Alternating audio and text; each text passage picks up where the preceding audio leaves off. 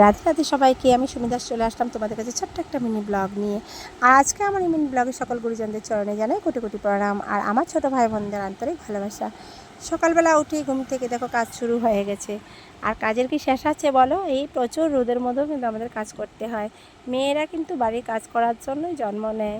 যতই তুমি চাকরি করো, যত বড়ই কাজ করো না কেন, যতই টাকা ইনকাম করো না কেন, ঘরের কাজ কিন্তু মেয়েদের করতেই হবে। তো ঘরের সমস্ত কাজকর্মগুলো করে তারপরেও কিন্তু আমরা ফাঁকে ফাঁকে আরও অনেক কিছুই আনন্দ ফুর্তি করে নিই।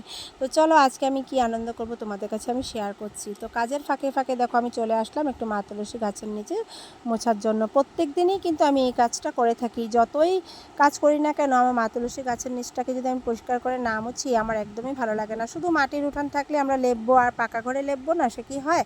আমার কাছে এরকম কোনো কথা নেই। আমি কিন্তু পাকা ঘর হোক আর যেটাই হোক, আমি কিন্তু প্রত্যেক দিনই কিন্তু পরিষ্কার পরিচ্ছন্ন করে রাখি। তারপর কিন্তু একটু স্নান টান করতে হবে। তো ভাবলাম না, মা তুলসী গাছের নিচটা যখন মুছে নিয়েছি বড় ঘরটাকেও মুছে নিই। তো ঘর দুয়ার পরিষ্কার পরিচ্ছন্ন করে এবার আমি চলে যাচ্ছি একটু স্নান করার জন্য। তো রোদে জল দিয়েছিলাম কারণ প্রচুর পায়ে ব্যথা ছিল। তো সেই জন্য আমি কি করি, প্রত্যেক দিন আমি রোদের জল দিয়ে স্নান করি। তো স্নান করে চলে আসলাম, সুন্দর একটা নাইটি পরে নিলাম, একটু সিঁদুর দিলাম, তারপর একটু চুলটাকে বেঁধে নিলাম। এবার চলে আসলাম আমার গোপোষণার ঘরে। গোপোষণার ঘরে এসে দেখো কত সুন্দর করে আমি ঘরটাকে পরিষ্কার করে নিলাম। এবার ফুল তুলতে চলে আসলাম। তো গাছে নীলকণ্ঠ ফুল, জবা ফুল আর ময়না ফুল ফুটেছিল, আমি সব কটা ফুলেই তুলে নিলাম। এবার চলে আসলাম আমার গোপোষণাকে আর মাধবকে স্নান সেবা করাবার জন্য। তো বড় একটা থালার মধ্যে আমার মাধবকে আর আমার গোপোষণাকে বসিয়ে দিলাম। আর ওং নমো ভগবতে বাসুদেবায় বলে 3বার আমি গোপোষণাকে দেখে জল ঢেলে স্নান সেবা করিয়ে দিলাম। এবার আমি মাধবকে একটু মুছে দিচ্ছি। তো আমি কিছুদিন আগে তোমাদের কাছে শেয়ার করেছিলাম যে আমার ছোট্ট গোপোষণা কোথায় আছে। তো সেই গোপোষণার কথা মনে পড়ে যায়। আর আমার গোপোষণা কিন্তু আম সেবা দিতে খুব ভালো লাগে, তাই আমি এই গোপোষণাকে একটু আম সেবা দিয়ে দিলাম, কারণ আমাকে আবার বেরোতে হবে। আর আমার মা যখন মায়াপুর ঘুরতে গিয়েছিল তখন সেখান থেকে 2টা গোপোষণা নিয়ে আসলো, একটা আমার বোনের জন্য, একটা আমার জন্য। তো আমার সেই গোপোষণা কিন্তু আমার শ্বশুরবাড়িতেই রাখা আছে। আর আমার বোনের এই মাধবকে কিন্তু এখন আমার মাই পুজো করে। তো মা যখন কোথাও যায় তখন আমার কাছে রেখে যায়। তো মাধবের সাথে সাথে আমার গোপুর সেবাও হয়ে যায়। এবার দেখতে পাচ্ছ আমি মাধবকে কি সুন্দর করে বিছানায় ঘুম পাড়িয়ে দিলাম, একটু পাখা দিয়ে হাওয়া করে দিচ্ছি, কারণ প্রচুর গরম ছিল। যখন কারেন্ট থাকে তখন তো ফ্যানটা চালিয়ে দিই।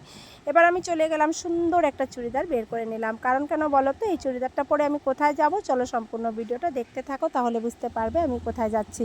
তো সাজুগুজু করে নিলাম। এবার আমি ঘরটাকে তালা মেরে দিলাম, কারণ মা তো আগেই চলে গেছে। তো শুধু বাড়িতে আমি আর আমার বাবা ছিলাম, আমার ছেলে মা ওরা আগেই চলে গেছে আগের দিন বিকালবেলা।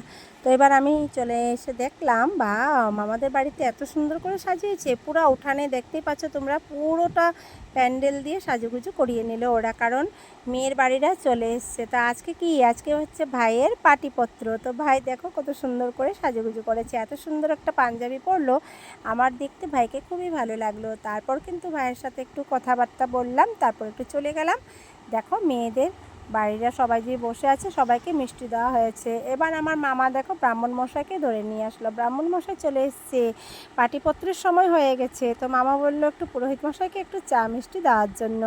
তো দেখো কত সুন্দর করে সাজিয়ে নিয়ে যাচ্ছি এবার ব্রাহ্মণ মশাইকে একটু চা দেওয়ার জন্য। তো মিষ্টিমুখ করার জন্য মামা অনেকবার বললো, কিন্তু ব্রাহ্মণ মশাই বললো যে না, আমার কাজ সম্পূর্ণ না হওয়া পর্যন্ত আমি কিছুই খাবো না।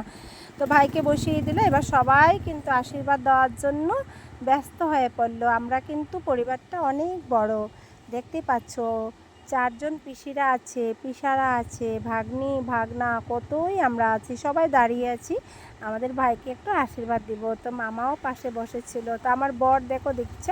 তো সবার প্রথম মামা মামি, আমার বাবা মা মাসি ওরা, তারপর যত বড় বড় গুরুজনরা আছে সবাই কিন্তু ভাইকে আশীর্বাদ দিল। ভাইয়ের ভাগ্যটা এত ভালো যে একটুকু বৃষ্টিও হলো না, খুব সুন্দর করে কিন্তু কাজ হয়েছে।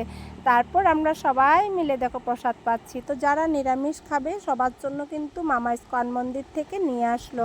তো ইস্কন মন্দিরের প্রসাদ পেলাম আমরা সবাই মিলে। আর এদিকে কিন্তু সবাই যাওয়ার জন্য ওরা রেডি হয়ে গেছে, সবাই প্রসাদ পেয়ে এবার আমরা একটু ওদেরকে বিদায় দেব। তো ছেলের বাড়ি থেকে পান সুপারি ধান দুব্বা নিয়ে যাচ্ছে, কারণ মেয়েদের বাড়িতেও জোগাড় দেওয়া হবে। তো দেখো পাটিপত্র হয়ে গেছে, কত সুন্দর করে নিয়ম নিষ্ঠাভাবে পালন করলো।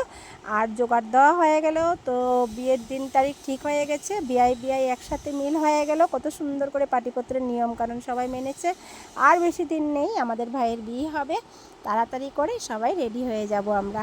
আর মাত্র মাঝখানে 4 মাস বাকি আছে। অগ্রহায়ণ মাসে বিয়ে তারিখ ঠিক হয়ে গেছে। তো আরেকদিন বলবো তোমাদেরকে কত তারিখে বিয়ে হবে। তো এখন মেয়ের বাড়িরা চলে যাচ্ছে শুভ সন্ধ্যার দিকে, তখন বাজে বিকাল 4টা। তো আবার আসবো পরের ভিডিওতে।